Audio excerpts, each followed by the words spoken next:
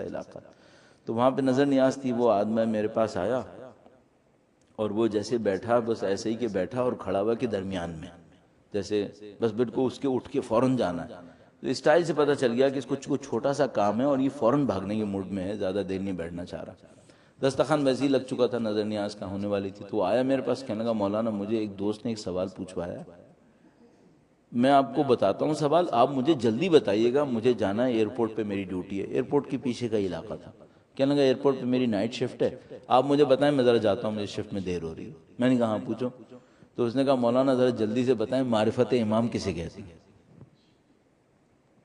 اچھا, جب اس نے کہا معرفت امام کسے کہتے ہیں, تو پہلے تو اب بہت ساری چیزیں آپ کے دماغ میں اچانک آنا شروع ہو جاتی ہیں. تو میرے دل میں ایسے آیا کہ جیسے یہ بالکل ایسے ہی کہہ رہا ہے کہ مولانا جلدی سے مجھے فزکس میں پی ایچ ڈی کروائیں, میں جاتا ہوں. تو بھائی یہ کیا ہو رہا ہے, معرفت امام ایک ٹاپک ہے, اتنا امپورٹنٹ ٹاپک ہے. معرفت امام وہ چیز ہوتی ہے جو جاہلیت سے بچاتی ہے. من مات ولم یعرف امام زمانہ مات میتۃ جاہلیہ, جو معرفت امام نہ رکھے مر جائے جاہلیت کی موت مرتا ہے. پھر وہ اتنا امپورٹنٹ ٹاپک ہے اور یہ کہہ رہا ہے بس بتائیں مجھے جانا, یہ وہ اس طرح کی بات. پہلے تو میرے دل میں آئی, میں اس سے کہوں بندے خدا ابھی چلے جاؤ, کل سکون سے آ جانا, میں بھی سکون سے بیٹھ جاؤں گا, 5-10 منٹ تھوڑی بات کر لیں گے. اچھا پھر میں نے سوچا کہ بھائی یہ بندے خدا پوچھ رہا ہے, اب اس کو اس طرح سے میں کہوں گا وہ تو شاید کہیں برا نہ مان لے کہیں. تو میں نے ایسے ہی دماغ میں اللہ سے کہا کہ خدا مجھے تو نہیں پتا اس کو کیا کہنا ہے, تو جو کچھ کہلوانا ہے تو میرے دماغ میں ڈال دے تاکہ میں اس کو بول دوں. کہ میں معمولاً یہ نہیں کر پاتا, لیکن اس وقت میرے خیال میں یہ کوئی بہت اچھا آدمی ہوگا, یا اس کے پیچھے جو بندہ ہوگا وہ بہت اچھا آدمی ہوگا. تو میرے دماغ میں یہی آئی. تو میں نے خدا سے کہا خدا مجھے سمجھ میں نہیں آ رہا اس کو مجھے کیا بولنا ہے, تجھے اگر کچھ کہنا ہے تو کہلوا دے. یہ سب مائکرو سیکنڈ میں ہو گیا. جیسے ہی میں نے یوں سوچا تو میرے دماغ میں ایک جملہ آیا, میں نے وہ جملہ اس سے کہا, اس کو بہت اچھا لگا. کہنا مولانا کیا بات ہے آپ کی. اب میں اس کا بھائی میں کیا بتاتا, میری کہاں بات ہے. تو پیچھے کا معاملہ ہو گیا, اب چل گیا کسی طریقے سے. وہ چلا گیا, میں گھر آیا. اب ظاہر آدمی گھر آتا ہے تو اپنی لائف کو ریویو کرتا ہے, بھائی میں کیا کیا آج.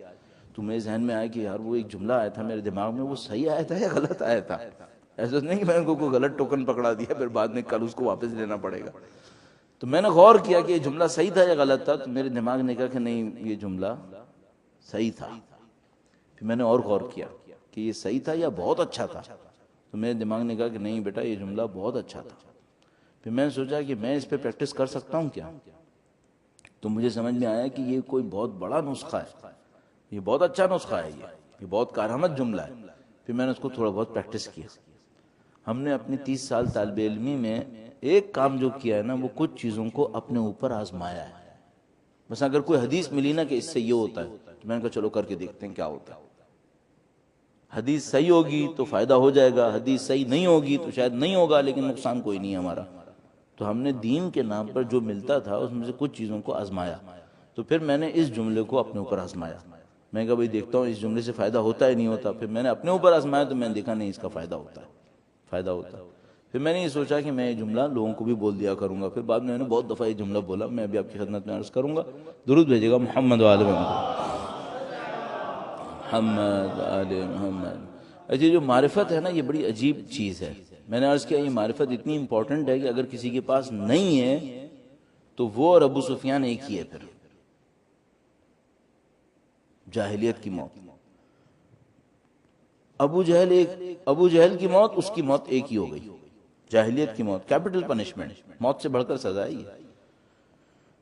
اس کے بعد میں نے سوچا معرفت اگر واقعا معرفت ہو, جیسے مثلا اہل بیت کے اصحاب کے پاس تھی, وہ ہمارے پاس آ سکتی کیا؟ یہ تو مشکل ہے بھائی. مثلا حضرت سلمان فارسی کے پاس کوئی معرفت تھی, حضرت ابو ذر کے پاس کوئی معرفت تھی, حضرت میثم تمار کے پاس کوئی معرفت تھی, اس کا کوئی چانس ہے؟ میں کہا نہیں بھائی ہمارا ایسا کوئی چانس دور دور تک بھی نظر نہیں آتی.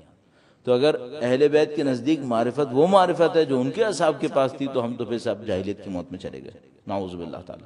پھر مجھے اندازہ ہوا کہ نہیں ایسا نہیں ہوگا. وہ تو پھر انگلیوں کے اوپر گننے والے 15-20 ہوں گے, 10-15 ہوں گے, تاریخ میں شاید 30-40 ہو جائیں گے. 313 ہوتے تو ظہور نہیں ہو چکا ہوتا اب تک, تو بہت کم لوگ ہوں گے. پھر میں نے کہا یہ نہیں ہو سکتا. پھر میرے ذہن میں ایک اور بات آئی, وہ یہ کہ وہ جو ہمارے پاس کارڈ تقسیم ہوتا ہے جس میں لکھا ہوتا ہے امام کی ولادت کب ہوئی, شہادت کب ہوئی, دشمن کون تھا، روزہ کہاں پر ہے، بچے کتنے تھے، اس کو معرفت امام کہہ سکتے ہیں کیا؟ مثلا اگر میں اس کارڈ کو رٹ لوں تو معرفت امام پوری ہو گئی میری. میرا دل نے کہا کہ نہیں یار، یہ معرفت امام کوئی ایسی کوئی میمورائز کرنے والی کوئی چیز نہیں ہے، یہ کچھ اور معاملہ ہے. نہ وہ ٹاپ پر ہے اور نہ اتنا باٹم ہے کہ بھئی صرف یہ کارڈ ہے جو میمورائز کرو. تو یہ تو زیادہ تر لوگوں کو یاد بھی نہیں ہے. مثلا واقعا مجھے یاد نہیں آئے گا کہ مثلا ساتویں امام کی شہادت کس سال میں ہوئی تھی، یاد نہیں آتا ہے بعض اوقات. شاید 5ویں 6ٹھے تک یاد آتا رہے، لیکن 7ویں امام کا مشکل ہو جاتا، 8ویں امام کا شاید یاد آ جائے، پھر 9ویں امام کا یاد نہیں آتا، مشکل ہو جاتی ہے. یہ تو معرفت نہیں ہو سکتی. اب اس جملے پہ آتا ہوں. بہر اس جملے جب میں اس بندے خدا کو جواب دینے لگا تو میرے ذہن میں یہ آیا کہ میں نے اس سے عرض کیا، دیکھو برادر، اپنے امام کی پسند اور ناپسند کو پہچان دو، یہی معرفت ہے. اپنے امام کی پسند اور ناپسند کو پہچانو، یہ معرفت ہے. تمہیں یہ پتا ہونا چاہیے میرے مولا کو کیا پسند ہے، کیا پسند نہیں ہے، تم اہل معرفت ہو. چلیں صاحب، جملہ ہو گیا. پھر میرے ذہن میں آیا کہ اس پہ عمل کیسے ہوگا. یہ عمل تو کوئی مشکل کام نہیں ہے، یعنی میتھڈ آسان ہے، پریکٹس مشکل ہے. میتھڈ آسان ہے. میتھڈ کیا ہے؟ میتھڈ یہ کہ جب بھی کوئی کام کرنے لگوں اپنے آپ سے ایک سوال کروں، یہ میرے امام کو پسند ہے؟ پسند ہے تو کروں گا، نہیں پسند نہیں کروں گا.